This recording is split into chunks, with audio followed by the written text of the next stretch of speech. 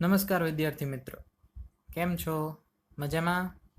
વિદ્યાધીશ વિદ્યા સંકુલ પરિવાર તરફથી હું વશિષ્ઠ જાની આપ સૌનું આ વિડીયોમાં હાર્દિક સ્વાગત કરું છું. આજે આપણે ધોરણ 7ના સામાજિક વિજ્ઞાન વિષયના બીજા પાઠ દિલ્હી સલ્તનત વિશે ભણવાનું છે.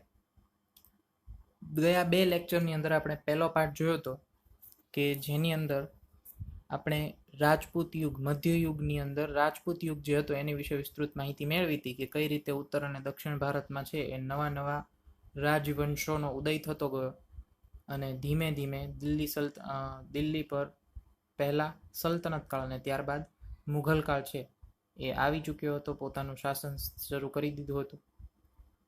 પહેલા રાજપૂત વંશોએ ઘણા વર્ષો સુધી 501 વર્ષો સુધી છે એ પોતાનું હિન્દુ રાજ્ય સંભાળીને રાખ્યું, પરંતુ પછી સલ્તનત કાળ, સુલતાનો અને એની પછી મુઘલ કાળ, મુઘલો આવીને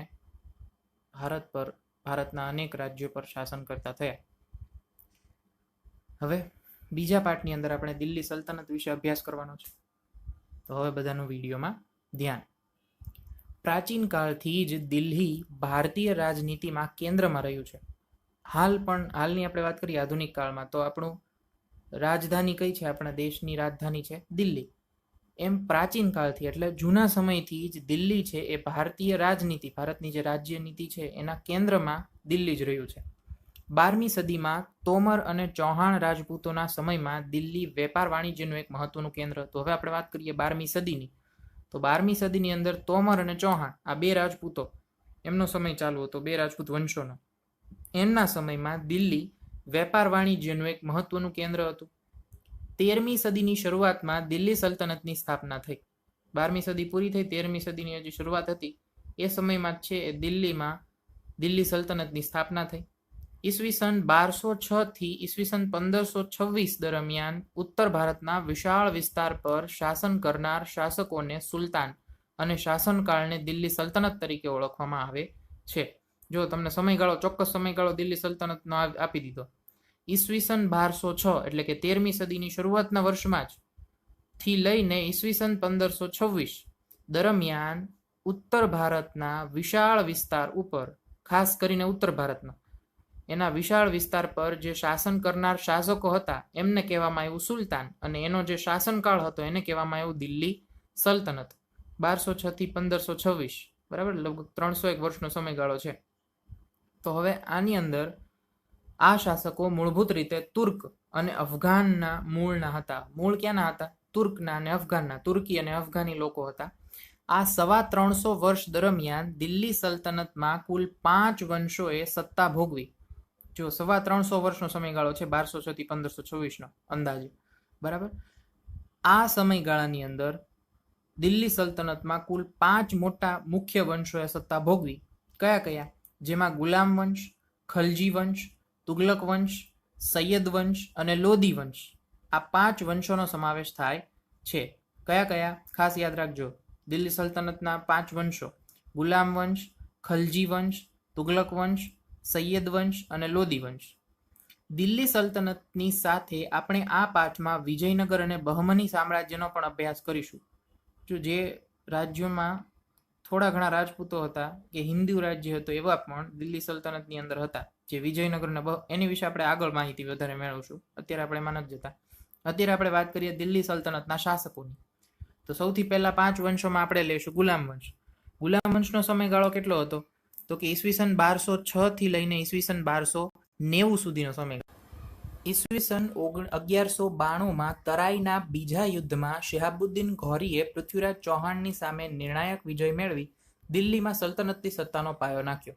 આપણે ગયા ચેપ્ટરમાં જ ભણી ગયા હતા કે ઈસવીસન 1992માં અને એ પહેલા પણ શિહાબુદ્દીન ઘોરી અને પૃથ્વીરાજ ચૌહાણ વચ્ચે યુદ્ધો થયા, પણ 1192માં જે યુદ્ધ થયું તરાઈમાં, એ બીજા યુદ્ધની અંદર શિહાબુદ્દીન ઘોરીએ પૃથ્વીરાજ ચૌહાણને હરાવી દીધા અને એના કારણે દિલ્હીની અંદર સલ્તનત કાળની સત્તાનો પાયો નાખ્યો, એને શરૂઆત કરી.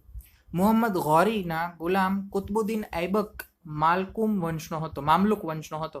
માત્ર 5 વર્ષના તેના શાસનકાળમાં તેણે સલ્તનત સત્તાને જાળવી રાખવાનો પ્રયત્ન કર્યો. હવે જો જેવું આ પૃથ્વીરાજ ચૌહાણની હાર થઈ અને દિલ્હીની સલ્તનત પર શિહાબુદ્દીન ઘોરી એણે શાસન શરૂ કર્યું અને સલ્તનત કાળનો પાયો નાખ્યો, એ પછી મુહમ્મદ ઘોરીનો જે ગુલામ હતો કુતબુદ્દીન ઐબક, એ કયા વંશનો હતો? મામલુક વંશનો. તેણે ખાલી 5 વર્ષ જ શાસન કર્યું દિલ્હી પર, પણ એ 5 વર્ષના સમયગાળામાં પણ તેણે દિલ્હી પર સલ્તનત સત્તાને જાળવી રાખવાનો પ્રયત્ન કર્યો. ઈસવીસન 1210માં પોલો રમતા ઘોડો પરથી પડી જવાને કારણે તેનું મૃત્યુ થયું. ખાસ યાદ રાખજો, મામલુક વંશનો જે ઐબક હતો, કુતબુદ્દીન ઐબક, જે કોણ હતો? મુહમ્મદ ઘોરીનો ગુલામ હતો. એનું મૃત્યુ કઈ રીતે થયું? તો કે ઈસવીસન 1210માં પોલો રમતા ઘોડા પરથી પડી ગયો. પોલોની રમત તમને બધાને ખબર જ હશે, બરાબર? ઘોડા પર રમીને સ્ટીકથી દડાને મારવાનું હોય. તો આ પોલો રમતા પડી જવાને કારણે એ મૃત્યુ પામ્યો. કુતબુદ્દીન ઐબકના અવસાન બાદ તેનો ગુલામ જમાઈ ઇલ્તુત્મિશ ગાદી આવ્યો. હવે જો કુતબુદ્દીન ઐબક તો ત્યાં પતી ગયું, એનું કામકાજ પૂરું થઈ ગયું ત્યાં. હવે એનો ગુલામ અને પાછો એનો જમાઈ બંને હતા. ગુલામે હતો અને એ જ પાછો એનો જમાઈ હતો, એટલે કે એની દીકરીનો પતિ હતો. એનો જમાઈ ઇલ્તુત્મિશ ગાદી આવ્યો. તેને સલ્તનત સત્તાને સર્વોપરી બનાવવા ચેહલગાન ચારગાનની સ્થાપના કરી, એટલે કે 40 તુર્ક અમીરોના દળની રચના કરી. હવે કુતબુદ્દીન ઐબક જ્યારે શાસન પર આવ્યો અને મૃત્યુ પામ્યો, અને એની પછી જ્યારે એનો જમાઈ અને ગુલામ ઇલ્તુત્મિશ ગાદીએ આવ્યો, એણે શું કર્યું? સલ્તનત સત્તાને સર્વોપરી બનાવવા, બધા કરતા ઉપર મુખ્ય સત્તા બનાવવા માટે ચેહલગાન એટલે કે 4 ગાન એની એણે સ્થાપના કરી. એનો મતલબ શું થાય? કે 40 તુર્ક અમીર, જે તુર્કી હોય, તુર્કથી આવ્યા હોય ઇન્ડિયામાં, ભારતમાં, એવા 40 અમીરોના દળની રચના કરી. 40 એવા અમીરો. તેણે રાજધાનીનું સ્થળાંતર લાહોરથી દિલ્હી કર્યું. ત્યારે રાજધાની કઈ હતી? લાહોર હતી. અને ત્યાંથી હવે ક્યાં આગળ આવી ગઈ છે? દિલ્હીમાં. ઇલ્તુત્મિશને ગુલામ વંશનો સાચો સ્થાપક માનવામાં આવે છે. યાદ રાખજો, શરૂઆત એવું કહે છે કે ભાઈ ઐબકે કરી, પણ ખરો સ્થાપક એને કોને માનવામાં આવે છે? ઇલ્તુત્મિશને. પોતાનો એક પણ પુત્રને સુલતાન બનાવવા યોગ્ય ન સમજતા ઇલ્તુત્મિશે પોતાની કાબેલ પુત્રી રઝિયાને પોતાની ઉત્તરાધિકારી જાહેર કરી. આ મુખ્ય વસ્તુ આવી ગઈ, યાદ રાખવા વાળી વાત, કે પોતાના જેટલા પુત્ર હતા એમાંથી કોઈ પણ ઇલ્તુત્મિશને એવો યોગ્ય ન લાગ્યો કે જેને એ ગાદી પર બેસાડી શકે. એટલા માટે એણે શું વિચાર્યું કે મારી પુત્રી જે છે, જેનું નામ છે રઝિયા, એ કાબેલ છે, એ રાજા બનવા માટે, સુલતાના બનવા માટે યોગ્ય છે. એટલા માટે એણે એની પોતાની પુત્રીને ઉત્તરાધિકારી જાહેર કરી. એટલે કે એના પછી સુલતાના તરીકે કોણ આવશે? ઇલ્તુત્મિશ પછી રઝિયા. ઇલ્તુત્મિશના અવસાનના થોડા સમય બાદ તેની પુત્રી રઝિયા સુલતાના દિલ્હીની ગાદીએ આવી, જે દિલ્હીની ગાદીએ આવનાર પ્રથમ મહિલા શાસક હતી. આજ સુધીના ઇતિહાસમાં ક્યારેય પણ સલ્તનત કાળ જ નહીં, રાજપૂત કાળ કે કોઈ પણ કાળ, મધ્યયુગમાં ક્યારેય પણ કોઈ મહિલા શાસક છે એ દિલ્હીની ગાદી પર આવ્યા નહોતા. તો સૌથી પ્રથમ દિલ્હીની ગાદીએ આવનાર પ્રથમ મહિલા શાસક કોણ હતા? રઝિયા સુલતાન, બરાબર? કોના દીકરી? ઇલ્તુત્મિશના. એ સમયના ઇતિહાસકાર મિન્હાજ એ સિરાજ પણ સ્વીકારે છે કે રઝિયા સુલતાના તેના બધા જ ભાઈઓમાં સૌથી વધુ કાબેલ અને સક્ષમ હતી. એ સમયનો જે ઇતિહાસકાર હતો, કે જે એ સમયે જે કંઈ પણ ઘટના બનતી હતી એને લખતા હોય, એવા ઇતિહાસકાર મિન્હાજ એ સિરાજ, પેલા છે આપણે મિન્હાજ એ સિરાજ એનું નામ ભણ્યા હતા, હવે એનું નામ છે મિન્હાજ એ સિરાજ, સુધારીને આવેલું છે. મિન્હાજ એ સિરાજ પણ એ સ્વીકારે છે કે રઝિયા સુલતાના એના જેટલા પણ ભાઈઓ હતા એમાં સૌથી સારી હતી, સૌથી વધુ કાબેલ હતી, સક્ષમ હતી.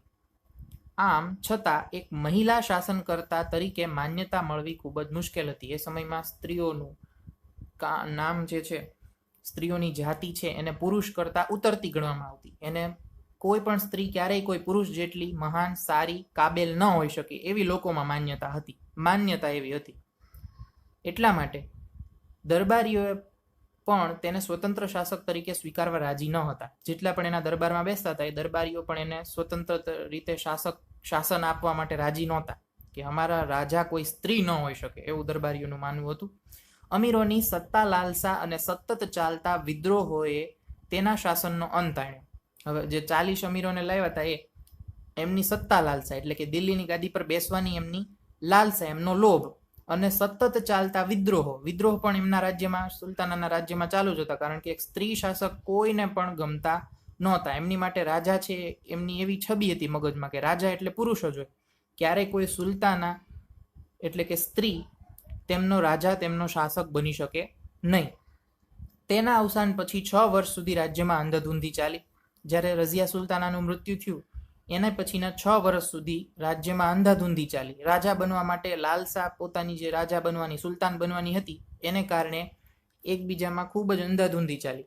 અમીરોએ ઇલ્તુત્મિશના પુત્ર નાસિરુદ્દીનને દિલ્હીની ગાદીએ બેસાડ્યો. હવે 6 વર્ષ પછી અમીરોએ શું કર્યું? જે 40 અમીરો જે હતા એમણે ઇલ્તુત્મિશનો પુત્ર એટલે કે રઝિયા સુલતાનાનો ભાઈ એવો નાસિરુદ્દીન એને દિલ્હીની ગાદીએ બેસાડ્યો. 21 વર્ષના તેના શાસનકાળ બાદ તેનું અવસાન થતાં ગયાસુદ્દીન બલબન ગાદીએ આવ્યો. હવે આ નાસિરુદ્દીને કેટલા વર્ષ શાસન કર્યું? 21 વર્ષ સુધી. 21 વર્ષ પછી જ્યારે એ મૃત્યુ પામ્યો તો એની પછી કોણ ગાદી પર આવ્યું? ગયાસુદ્દીન બલબન. તેણે ચેહલગાન દળનો નાશ કરી શાસનતંત્ર પરથી અમીરોને પકડને હળવી કરી. હવે બલબને શું કર્યું? ગયાસુદ્દીન બલબન જેવો શાસનકાળમાં આવ્યો, પોતાનો સુલતાન બન્યો, ત્યારે એણે ચેહલગાન 4 ગાન જે હતા એટલે કે 40 તુર્ક એમનું જે દળ હતું એવા અમીરો એમની પકડને એને હળવી કરી નાખી. એ દળનો જ નાશ કરી નાખ્યો કે હવે એવું કોઈ શાસનતંત્ર રહેશે નહીં. હવે એવા 40 તુર્ક અમીરોની આપણે જરૂર નથી. તેણે રાજાનું સ્થાન વધુ મજબૂત બનાવ્યું. પોતાનું જે સુલતાનનું સ્થાન, રાજાનું જે મુખ્ય સ્થાન હતું એ એણે વધુ મજબૂત બનાવ્યું અને અમીરોને હાકલપટ્ટી કરી. બલબન સાહિત્ય અને કલાના પણ પોષક હતો. 22 વર્ષના તેના શાસનમાં થોડા સમય બાદ દિલ્હી સલ્તનત પર ખલજી વંશની સ્થાપના થઈ. હવે બલબન, ગયાસુદ્દીન બલબન છે એણે કેટલા વર્ષ શાસન કર્યું? 22 વર્ષ સુધી. જેવું એમનું અવસાન થયું કે ત્યારબાદ દિલ્હી સલ્તનત પર ખલજી વંશની સ્થાપના થઈ. પહેલા કોણ હતું? કુતબુદ્દીન ઐબક. કુતબુદ્દીન ઐબકનું અવસાન થયું એટલે એનો ગુલામ અને જમાઈ ઇલ્તુત્મિશ ગાદી પર આવ્યો. ઇલ્તુત્મિશે પોતાની ઉત્તરાધિકારી તરીકે રઝિયા સુલતાનાને સમજી અને રઝિયા સુલતાનાનું અવસાન થયા બાદ 6 વર્ષ પછી નાસિરુદ્દીન જે ઇલ્તુત્મિશનો પુત્ર હતો એને દિલ્હીની ગાદી ઉપર બેસાડવામાં આવ્યો. કોણે બેસાડ્યો? અમીરોએ. અને 21 વર્ષના એના શાસનકાળ બાદ ગયાસુદ્દીન બલબન છે એ પોતે ગાદી પર આવ્યો, જેણે આ અમીરોના જે દળ હતું ચેહલગાન તુર્કીનું એમનું એણે નાશ કર્યો અને અમીરોની પકડ ઓછી કરી. એણે કેટલા વર્ષ સુધી રાજ્ય કર્યું? 22 વર્ષ સુધી એણે શાસન ચલાવ્યું અને એની પછી આવ્યો ખલજી વંશ. જો બાજુમાં તમને રઝિયા સુલતાના ઘોડા પર સવારી કરતા હોય એવા ચિત્ર આપેલું છે. ખલજી વંશ. ખલજી વંશ છે એ દિલ્હી પર ઈસવીસન 1290 થી ઈસવીસન 1320 સુધીનો શાસનકાળ એમનો રહ્યો ખલજી વંશનો. જોઈએ એમાં કોણ કોણ આવ્યું. જલાલુદ્દીન ખલજી. ખલજી વંશના શાસનની શરૂઆત થઈ. જો ખલજી વંશના શાસનની શરૂઆત કોણે કરી? ખલજી વંશ શરૂ થયો જલાલુદ્દીન ખલજીથી. જલાલુદ્દીનના 6 વર્ષના શાસન બાદ દિલ્હીની ગાદીએ મહત્વાકાંક્ષી સુલતાન અલાઉદ્દીન આવ્યો. તેણે ઉત્તર ભારત, ગુજરાત અને દક્ષિણ ભારત પર વિજય પ્રાપ્ત કરી સામ્રાજ્યનો વિસ્તાર કર્યો. જલાલુદ્દીને કેટલા વર્ષ શાસન કર્યું? 6 વર્ષ સુધી. હવે જ્યારે એણે 6 વર્ષ શાસન કર્યું એની પછી એનો સુલતાન અલાઉદ્દીન થયો. બરાબર. એ કેવો હતો? મહત્વાકાંક્ષી. એને ખૂબ જ લોભ હતો, એને ખૂબ જ સામ્રાજ્યનો વિસ્તાર કરવાની ઈચ્છા હતી. એટલે એણે શું કર્યું? ઉત્તર ગુજરાત, દક્ષિણ ભારત એવા બધા વિસ્તાર પર, ઉત્તર ભારત, ગુજરાત અને દક્ષિણ આ બધા વિસ્તારો પર પોતાનું સામ્રાજ્ય વધાર્યું અને દિલ્હીમાં સ્થાયી સેનાની શરૂઆત કરી. સ્થાયી સેનાની શરૂઆત દિલ્હીમાં એણે કરી હતી. તેણે સૈન્યના ઘોડા અને સૈનિકોની વિશિષ્ટ ઓળખ માટે દાગ અને ચહેરા પદ્ધતિની શરૂઆત કરી. જો સૈન્યના ઘોડા અને સૈનિકોની વિશિષ્ટ ઓળખ, આ એણે અલગ નવી શરૂઆત કરી આ પદ્ધતિની, જેને દાગ અને ચહેરા એવી પદ્ધતિ કહેવામાં આવે છે. હવે આ દાગ અને ચહેરા એ છે શું? તો કે દાગ એટલે એવા ઘોડા જે કિંગે અપ્રૂવ કરેલા હોય, એટલે કે સુલતાને પોતે તપાસેલા ઘોડા કે જે બાકીના ઘોડા કરતાં સારા છે, ટૂંકમાં વિશિષ્ટ ઘોડા. અને ચહેરા અથવા તો હુલિયા એટલે કે એવા સૈનિકો જે સુલતાને જેને ખાસ ગણેલા છે, વિશિષ્ટ ગણેલા છે. આવી દાગ અને ચહેરા એટલે કે હુલિયા આવી પદ્ધતિની શરૂઆત છે અલાઉદ્દીને કરેલી હતી. આ ઉપરાંત ભાવ નિયમન, બજાર નિયંત્રણ, સંગ્રહખોરી નિયમન જેવા વહીવટી સુધારા પણ કર્યા. હવે આ દાગ ચહેરા સિવાય આ પદ્ધતિની શરૂઆત તો કરી, એ સિવાય શું કર્યું? તો કે ભાવ નિયમન, બજારની અંદર વસ્તુઓના માલ જે કંઈ પણ વેચાતો હતો એનો ભાવનું નિયમન કર્યું એણે. બજાર નિયંત્રણ, બજાર પર એણે પોતાનું નિયંત્રણ જમાવ્યું કે ભાઈ જે કાંઈ પણ વેપાર વાણિજ્ય એમની બજારમાં થાય છે એના વિશે રાજાને પૂરતો ખ્યાલ હોવો જોઈએ કે ક્યાંય કોઈ વસ્તુ આડીઅવળી નથી થતી ને. અને સંગ્રહખોરી નિયમન એટલે શું કે કોઈ લોકો છે માલનો સંગ્રહ કરી રાખે, ખાણીપીણીનો, અનાજનો વગેરેનો સંગ્રહ કરે, એવું નથી થતું ને. આવા મહત્વના વહીવટી સુધારા પણ અલાઉદ્દીને કરાવ્યા. ભાવ નિયમન કરાવ્યું, બજાર નિયંત્રણમાં રાખી અને સંગ્રહખોરીનું નિયમન કર્યું. અલાઉદ્દીન ખલજીના અવસાન બાદ રાજ્યમાં અંધાધૂંધીનું વાતાવરણ રહ્યું. ખલજી રાજવંશનો અંત આણી દિલ્હીની ગાદીએથી તુગલક શાસનની શરૂઆત કરનાર ગિયાસુદ્દીન તુગલક હતો. હવે અલાઉદ્દીન ખલજી છે એનું અવસાન થયું અને એની પછી રાજ્યમાં અંધાધૂંધી રહી કે ભાઈ કોણ નવાબ નવું બનશે, કોણ નવા શાસન કરતા સુલતાન બનશે. પણ ખલજી રાજવંશનો અંત થયો અને દિલ્હીની ગાદીએ તુગલક શાસનની શરૂઆત થઈ, જે કરી ગિયાસુદ્દીન તુગલકે. હવે આટલું જાણો. અલાઉદ્દીન ખલજીના સમયમાં પ્રસિદ્ધ કવિ અમીર ખુશરો થયા, જેમણે કિરાતુલ સદાયન, આશિકા, નૂહ વગેરે જેવી પ્રસિદ્ધ સાહિત્ય કૃતિઓની રચના કરી હતી. હવે અલાઉદ્દીન ખલજીના જ સમયની અંદર પ્રખ્યાત પ્રસિદ્ધ કવિ એવા અમીર ખુશરો એ એમના સમયગાળામાં એમના જ રાજ્ય દરબારમાં થઈ ગયા. એમણે શું બનાવ્યું, કઈ કૃતિઓ એમની છે, તો કિરાતુલ સદાયન, આશિકા અને નૂહ આવી ઘણી બધી પ્રસિદ્ધ સાહિત્ય કૃતિઓ જે છે એ અમીર ખુશરોએ બનાવેલી છે. ત્યાર પછી હવે આપણે વાત કરીએ તુગલક વંશની, જેમનો સમયગાળો ઈસવીસન 1320 લઈને ઈસવીસન 1414 સુધીનો હતો. તુગલક વંશ દરમિયાન મુહમ્મદ બિન તુગલક એક પ્રતિભાવંત સુલતાન થયો, જેણે તેના સમયમાં કેટલીક યોજના અમલમાં મૂકી, જેમાં દિલ્હીથી દૌલતાબાદ રાજધાનીનું સ્થળાંતર, પ્રતિક મુદ્રા પ્રયોગ વગેરે જેવી યોજનાનો સમાવેશ થાય છે. હવે શરૂઆત કોણે કરી હતી? ગયાસુદ્દીન તુગલકે. તુગલક વંશની શરૂઆત દિલ્હીની ગાદી પર કરી ગયાસુદ્દીન તુગલકે. પણ આ તુગલક વંશ દરમિયાન જે મુહમ્મદ બિન તુગલક હતા એ એક પ્રતિભાવાળા સુલતાન હતા, જેમણે એમના સમયમાં ઘણી બધી સારી યોજનાઓ છે એણે અમલમાં મૂકી હતી. કેવી કેવી યોજના એણે અમલમાં મુકાવી હતી? તો કે દિલ્હીથી રાજધાની ફેરવીને દૌલતાબાદે લઈ ગયા. દિલ્હીથી દૌલતાબાદ છે એ રાજધાનીનું એમણે સ્થળાંતર કરાવ્યું અને પ્રતીક પોતાનું શાસનનું, પોતાના સુલતાન શાસનનું પ્રતીક મુદ્રા પ્રયોગ, મુદ્રાનો જે છે પ્રયોગ, એવી યોજનાઓની એણે શરૂઆત કરેલી. પરંતુ મોટા ભાગની યોજનાઓમાં વ્યવહારિકતાનો અભાવ તેમજ તબક્કાવાર અને આયોજનબદ્ધ અમલીકરણના અભાવના કારણે નિષ્ફળ ગઈ. તેથી ઇતિહાસમાં આ યોજનાઓ તરંગી યોજનાઓ તરીકે સ્થાન પામી. હવે જો આવી બધી એણે યોજનાઓ બનાવી ખરી, પણ મોટા ભાગની આવી જે યોજના હતી એમાં વ્યવહારિકતાનો અભાવ હતો. એ એમને એપ્લાય કરતા નહોતું આવડતું, થતું નહોતું સારી રીતે, કે વ્યવહારિક કઈ રીતે કરવું, લોકો સુધી કઈ રીતે પહોંચાડવું, એનો અભાવ હતો. અને તબક્કાવાર અને આયોજનબદ્ધ અમલીકરણ નહોતું. એને તબક્કા એક પછી એક, બીજો તબક્કો, ત્રીજો તબક્કો, એ રીતે તબક્કાવાર એનું અમલીકરણ નહોતું થતું.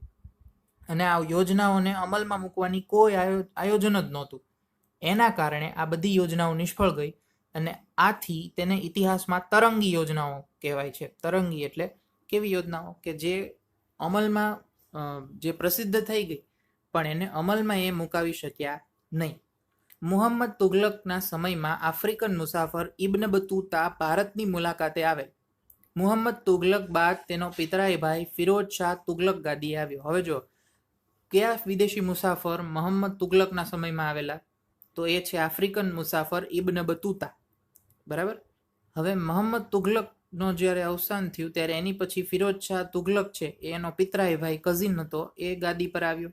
ફિરોજ શાહ તુગલકના અવસાન બાદ તૈમુર લંગે દિલ્હી પર આક્રમણ કર્યું, જે ઈસવીસન 1398-1399 કરેલું હતું, જેથી સત્તાના પાયા હચમચી ગયા અને તુગલક સત્તા મર્યાદિત બની. આ 1320 થી 1414 સુધી શું કામ ટકી? કારણ કે ફિરોજ શાહ તુગલક જ્યારે ગાદી પર આવ્યો અને એની પછી જ્યારે એનું અવસાન થયું ત્યારે તૈમુર લંગે છે એ દિલ્હી પર આક્રમણ કર્યું, જે ઈસવીસન 1398-99 સમયગાળામાં કર્યું હતું. અને એના કારણે આ તુગલક વંશની જે સત્તા હતી એના પાયા હચમચી ગયા અને એનાથી આગળ વધી શક્યું નહીં. તો એના પછી આપણે સૈયદ વંશ ભણીએ. સૈયદ વંશનો સમયગાળો 1414 લઈને ઈસવીસન 1451 સુધીનો છે અને લોદી વંશનો સમયગાળો ઈસવીસન 1451 લઈને ઈસવીસન 1526 સુધીનો છે.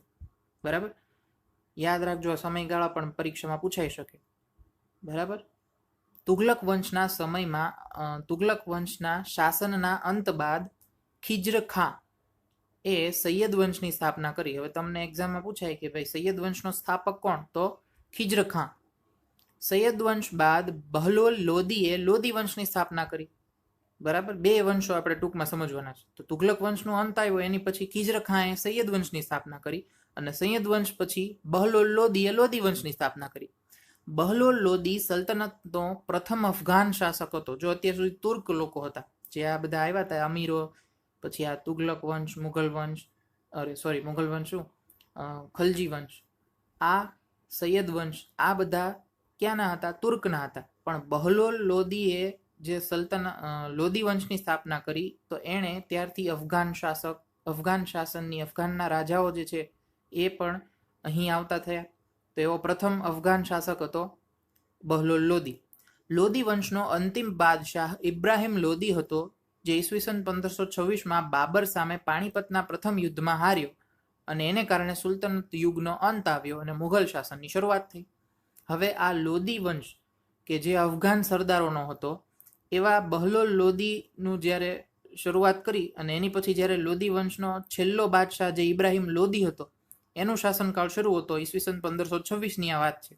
ત્યારે 1526માં બાબરે એના પર આક્રમણ કર્યું અને પાણીપતના મેદાનની અંદર પહેલું યુદ્ધ જે થયું એની અંદર પ્રથમ યુદ્ધમાં આ ભાઈ ઇબ્રાહિમ લોદી હારી ગયો અને એના કારણે સલ્તનત યુગ છે ત્યાં આગળ પૂર્ણ થયો અને બાબરે મુઘલ વંશના શાસનની શરૂઆત કરી દિલ્હી પર.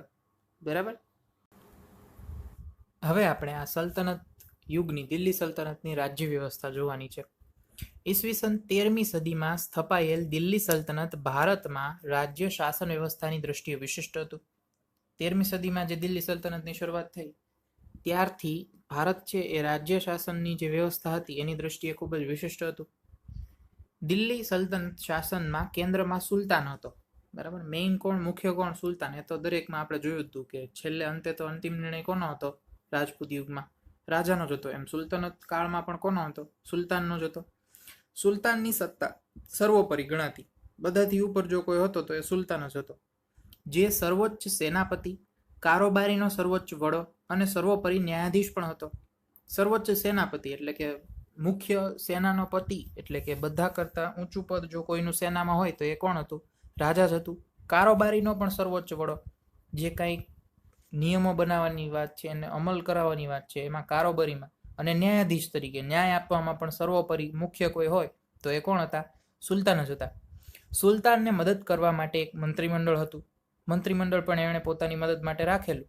મંત્રીમંડળના મંત્રીઓ અને અધિકારીઓની નિમણૂક સુલતાન પોતે કરતો. હવે કોણ મંત્રી બનશે, કોણ કયો ખાતામાં મંત્રી બનશે, એ બધી નિમણૂક, આવી અધિકારોની નિમણૂક એ સુલતાન પોતે કરતા. સલ્તનત શાસન વ્યવસ્થા કેન્દ્રીય, પ્રાંતીય અને સ્થાનિક એમ 3 વિભાગોમાં વહેંચાયેલી હતી. હવે આ સલ્તનતની જે શાસન વ્યવસ્થા હતી એ કેટલા જગ્યાએથી, કેટલા વિભાગોથી શાસન કરતા? તો કે મુખ્ય 3: કેન્દ્રીય શાસન વ્યવસ્થા, પ્રાંતિક શાસન અને સ્થાનિક શાસન. એમાં આપણે પહેલા વાત કરીએ કેન્દ્રીય શાસન.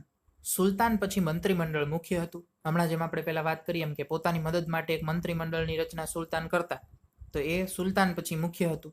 સુલતાનનો પ્રધાનમંત્રી વજીર કહેવાતો. જે મુખ્ય પ્રધાનમંત્રી જે હતા, મંત્રીમંડળના જે વડા હતા, એવા પ્રધાનમંત્રીને વજીર કહેવામાં આવતું. જે વહીવટી તંત્રનો વડો હતો, જે કાંઈ પણ વહીવટી તંત્ર હતા એનો વડો છે એ વજીર કહેવાતો. આ ઉપરાંત મંત્રીમંડળમાં જો કયા કયા વિભાગ હતા? મંત્રીમંડળની અંદર સેના વિભાગ, પત્ર વ્યવહાર વિભાગ, ધર્મ વિભાગ, વિદેશ વિભાગ, ગુપ્તચર વિભાગ, આવા વિભાગોનો સમાવેશ થતો હતો. આમ થોડા ઘણા અંશે આધુનિક સત્તા મંત્રીમંડળ જેવી વ્યવસ્થા તે સમયે પણ જોવા મળે છે. જો હાલ આપણે કેમ અત્યારે જેમ મંત્રી, જે પ્રધાનમંત્રી હોય એ મંત્રીમંડળને અલગ મંત્રીઓને અલગ અલગ કાર્યો સોંપે અને અલગ અલગ વિભાગો હોય, એ જ રીતે પહેલાના જમાનામાં પણ સેનાનો વિભાગ, જેમ આપણે અહીંયા છે આર્મી, નેવી, એમ 3 સેનાના વિભાગો, મુખ્ય 3 સેના અને એનો વિભાગ અલગ. બરાબર, પછી પત્ર વ્યવહાર વિભાગ, પોસ્ટ ઓફિસનો, ટપાલનો, જે અત્યારે આપણે વાત કરીએ, અત્યારની વાત કરીએ તો ટપાલ, પોસ્ટ ઓફિસ વિભાગ. પછી છે ધર્મ વિભાગ, જે આપણે પણ છે. વિદેશ વિભાગ, વિદેશ મંત્રી જે હોય, બરાબર, એનો આખો વિભાગ અલગ. ગુપ્તચર વિભાગ, ડિટેક્ટિવ જે હોય, આપણે અત્યારની વાત કરીએ તો આ રીતે ઘણું ખરું મંત્રીમંડળ જે છે એમ આપણી આધુનિક વ્યવસ્થા જેવું જ છે એ સમયનું હતું એવું કહી શકાય. આટલું જાણો. અલાઉદ્દીન ખલજીના સમયમાં સરકારી તંત્ર પૂરતી ટપાલ વ્યવસ્થા અસ્તિત્વમાં આવી હતી. ખેપિયાઓ શાહી હુકમો સંદેશાઓ લઈ જતા. જો અલાઉદ્દીન ખલજીનો જે સમય હતો ત્યારે સરકારી તંત્ર, માત્ર સરકારી કામ માટે જ ટપાલ વ્યવસ્થા અસ્તિત્વમાં આવી હતી, સામાન્ય લોકો માટે નહીં, સરકારી કામો માટે, સુલતાનના કાર્યો માટે. ખેપિયાઓ એટલે ટપાલી. એ સમયમાં ટપાલીને શું કહેવાતું? ખેપિયા. એ ખેપિયાઓ શાહી હુકમો સંદેશાઓ લઈ જતા હતા. શાહી હુકમ એટલે શું? કે રાજાએ, સુલતાને કોઈ નવો નિયમ કે કોઈ નવો હુકમ બહાર પાડ્યો હોય તો એને લઈ જવાનું, લાવવાનું કામ ખેપિયાઓ કરતા, અને સંદેશાઓ લઈ જતા, એક રાજાથી બીજા રાજા સુધી પહોંચાડવાનું કામ છે આ ખેપિયાઓ કરતા. રાજ્યના મહત્વના મથકે એટલે કે જે મુખ્ય સ્થાન હશે ત્યાં ખેપિયાઓ મળતા. મુખ્ય નગરોમાં એ ખેપિયાઓ, અલગ અલગ જગ્યાના ખેપિયાઓ ભેગા થતા, અને આ રીતે અત્યારની ટપાલ વ્યવસ્થાની પ્રારંભિક આવૃત્તિ તેને કહી શકાય. જો અત્યારે આપણે આવી રીતે આપણા ટપાલી બધા ભેગા નથી થતા, પણ આ ટપાલી છે એ ટપાલની લેવડ દેવડ કરે છે.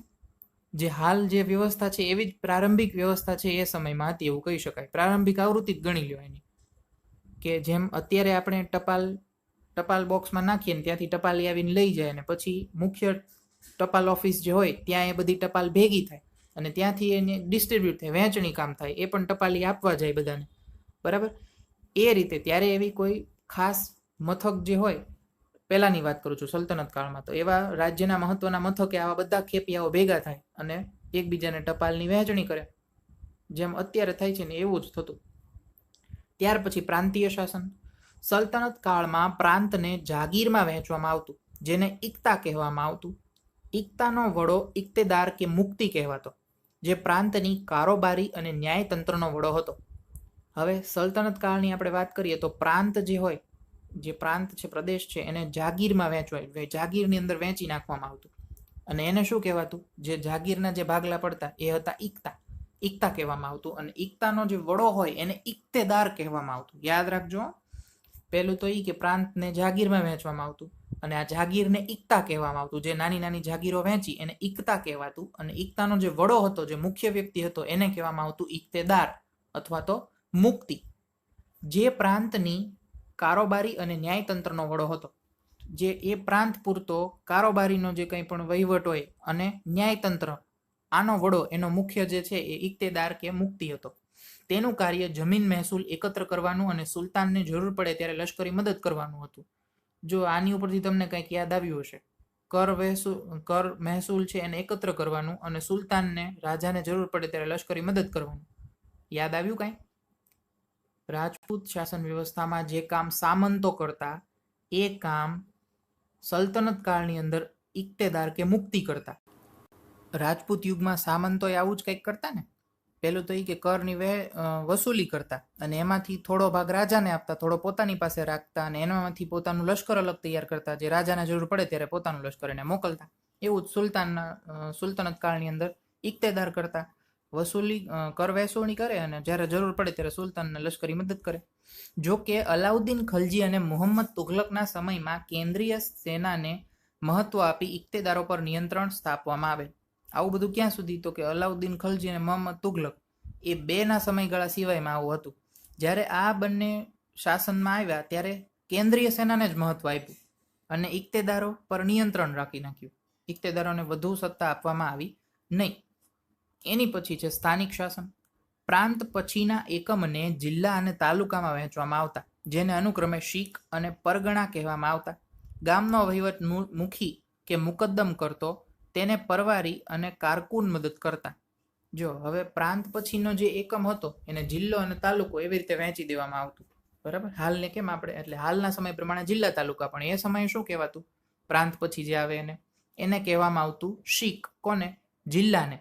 જિલ્લાને કહેવામાં આવતું શીખ અને તાલુકાને કહેવામાં આવતું પરગણા. આ રીતે પ્રાંતના એકમ, નાના એકમ પાડી દેવામાં આવતા. ગામનો જે એમાં વહીવટ હતો એ મુખી કે મુકદ્દમ કરતો હતો, અને તેને પરવારી અથવા તો કારકુન મદદ કરતા. અત્યારે કેમ ગામડામાં છે એ મુખ્ય કોણ હોય? સરપંચ હોય. એમ એ સમયે મુખી કે મુકદ્દમ હતો, અને એને મદદ કરવા માટે પરવારી અને કારકુન મદદ કરતા, જેમ અત્યારે તલાટી કમ મંત્રી અને બીજા મંત્રીઓ હોય એમ, બરાબર. હવે આ પાઠ આપણે અહીંયા સુધી રાખીએ છીએ. આવતા લેક્ચરની અંદર બાકીનો પાઠ ભણીશું. હવે આ પાઠની અંદર અત્યાર સુધી આપણે કેટલું ભણ્યા ફટાફટ રિવિઝન કરીએ તો જ્યારે રાજપૂત યુગનો શાસનનો અંત આવ્યો અને સલ્તનત કાળ શરૂ થયો ત્યાર પછી મુખ્યત્વે 5 સલ્તનત કાળના જે વંશ હતા દિલ્હી સલ્તનતના એ 5 વંશો હતા. જે 5 વંશો વિશે આપણે માહિતી મેળવી અને એ 5 વંશોના જે મુખ્ય સુલતાનો હતા એની વિશે આપણે માહિતી મેળવી. જેમાં દિલ્હીની પ્રથમ શાસક રઝિયા સુલતાના વિશે પણ માહિતી મેળવી હતી, પ્રથમ સ્ત્રી શાસક, બરાબર. અને એની પછી આપણે જોઈ રાજ્યની શાસન વ્યવસ્થા કે કઈ રીતે 3 ભાગની અંદર કેન્દ્રીય, પ્રાંતીય અને સ્થાનિક શાસન છે એ આ રીતે મુખ્ય સ્થળે સુલતાનને રાખીને આ 3 બાબતોથી 3 વિભાગોથી છે એ આખા રાજ્યનું, સામ્રાજ્યનું વહીવટ કરવામાં આવતો. બાકીની સમજ આપણે આવતા લેક્ચરની અંદર મેળવશું. હવે હોમવર્કની અંદર તમારે આ સલ્તનત કાળના 5 વંશોનો સમયગાળો જો શું લખવાનું છે, 5 વંશોના સમયગાળા અને એ વંશના મુખ્ય સુલતાનોના નામ, જેટલા પણ સુલતાનોના નામ આપણે જોયા ને એ સુલતાનોના નામ તમારે લખવાના છે. શું લખવાનું કીધું મેં? 5 વંશના નામ, એમનો સમયગાળો અને એમાં થઈ ગયેલા મહત્વના મુખ્ય સુલતાનો. યાદ રહેશે? સારું, સારા અક્ષરે લખી તમને આપેલા નંબર ઉપર સબમિટ કરાવજો. અને હવે આપણે આવતા લેક્ચરમાં ભેગા થઈએ. ત્યાં સુધી હોમવર્ક પૂરું કરો, તાજા માજા રહો. ફરી મળીશું. આવજો.